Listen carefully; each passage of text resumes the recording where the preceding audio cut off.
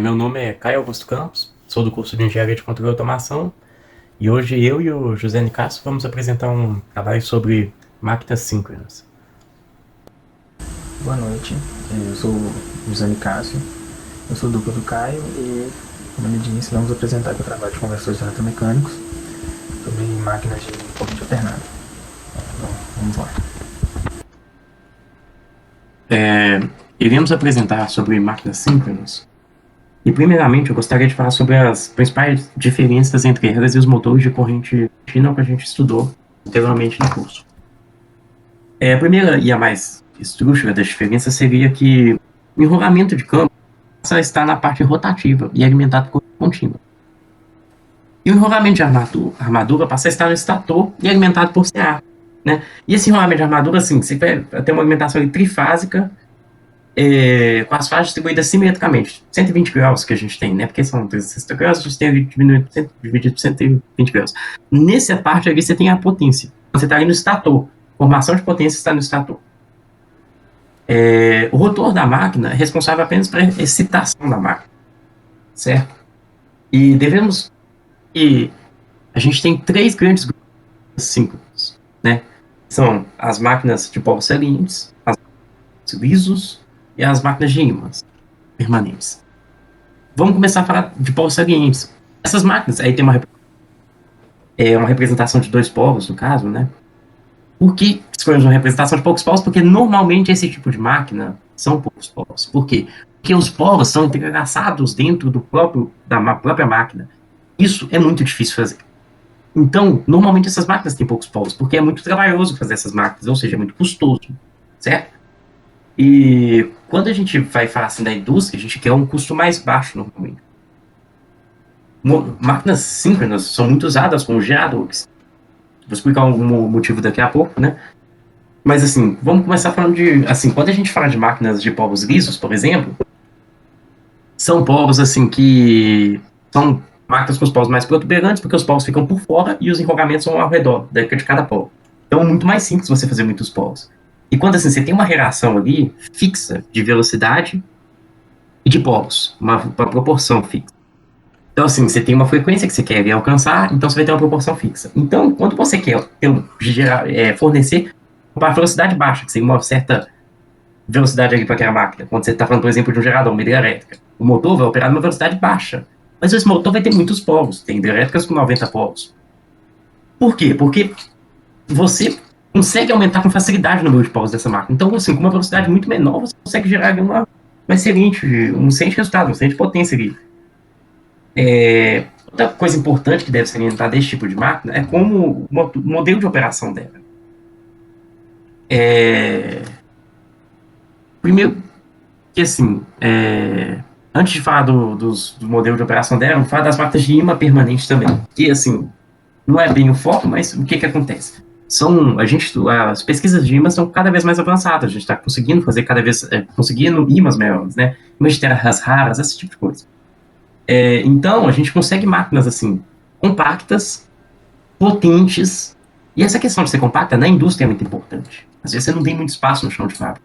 Então, assim, são máquinas importantíssimas, estão ganhando cada vez mais espaço. Agora, falando da operação da máquina, a gente tem, assim, quando é alimentado por um circuito trifásico, você tem as fases defasadas de 120 graus. Cada fase dessa tem uma corrente, vai ter um ângulo entre essas correntes, certo?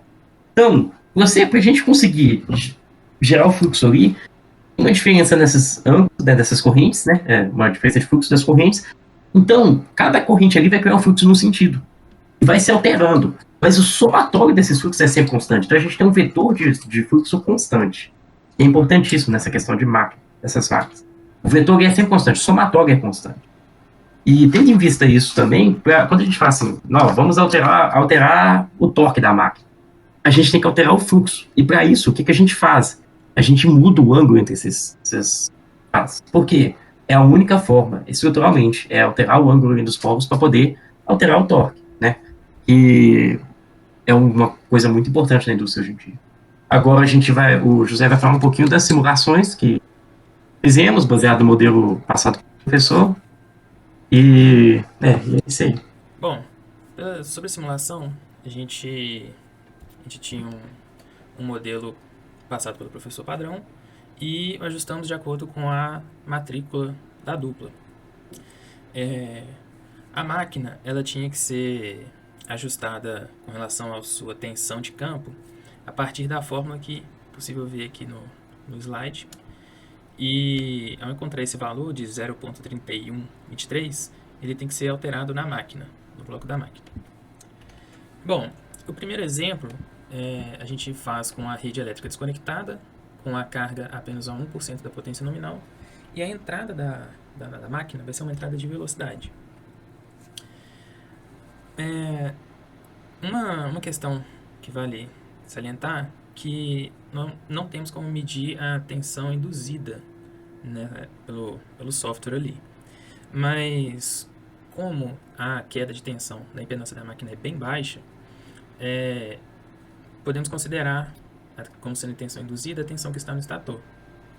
E foi gerado esse gráfico de tensão que corresponde à tensão do estator, só que essa tensão é dada em RMS.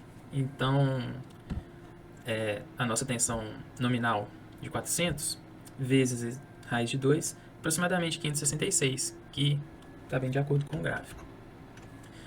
Depois, essa tensão de campo ela foi ajustada para 80% do valor nominal, e é possível ver pelo gráfico que ao longo do tempo, ela de início ela está bem próxima da tensão nominal, mas ao longo do tempo ela tende a ficar também exatamente a 80% dessa tensão nominal. Bom, a frequência, ao alterar essa tensão de campo, ela não muda. Depois foi a tensão de campo voltou para nominal, foi colocado a velocidade em 120% dessa nominal, e o que pode perceber é que eu fiz duas imagens separadas para poder ficar mais... até que não foi no anterior. O que pode perceber aqui é que tanto a amplitude quanto a frequência aumentaram de acordo em 120%, assim como a velocidade. Aqui foi a tensão de campo continua nominal, velocidade voltou para nominal, mas a carga agora ela está em 20%. E o que a gente pode perceber a partir dos dois gráficos aqui de tensão e potência é que os dois eles chegam próximos aos valores nominais. No caso da potência aqui dos 20% seria algo em torno de 400. Mas justamente devido a colocar essa carga maior, ambos se estabilizam em valores mais baixos. Agora colocando conectando a rede elétrica nesta mesma carga de 20%. Quanto o valor da velocidade está constante, aqui até os 2 segundos, no nominal, elas apresentam um comportamento bem estável, tendendo a um certo valor. Inclusive aqui o ângulo aqui ele é constante. Isso porque os fluxos magnéticos ali se mantêm constantes. Já a partir dos 2 segundos, quando a velocidade passa para 120% da nominal, a frequência do fluxo girante do rotor passa a ser maior. E assim, os vetores, que o Caio explicou no começo, os vetores ali do rotor, do estator, eles passam a deixar de ser estáticos entre si. Então, com essa oscilação dos ângulos, que até é possível ver bem claro aqui nesse gráfico em vermelho, graças a essas oscilações, tanto a corrente quanto as potências, a corrente aqui em azul e as potências aqui nesse último gráfico, elas passam a se tornar instáveis. Agora, com a mesma carga, a rede elétrica ligada, e agora a entrada passou a ser uma entrada de potência. Ou seja, está aplicando ali uma potência mecânica de forma a fazer com que essa máquina se comporte como um gerador. Fornecendo ali uma energia mecânica, né? E graças a essa questão, é possível perceber que há uma variação aqui ao colocar esse step de 2 segundos, quando há essa carga, os ângulos que foram tratados antes também sofrem uma variação. E é possível perceber aqui nesse último gráfico, principalmente, que ele passa a gerar uma potência ativa a partir desse momento.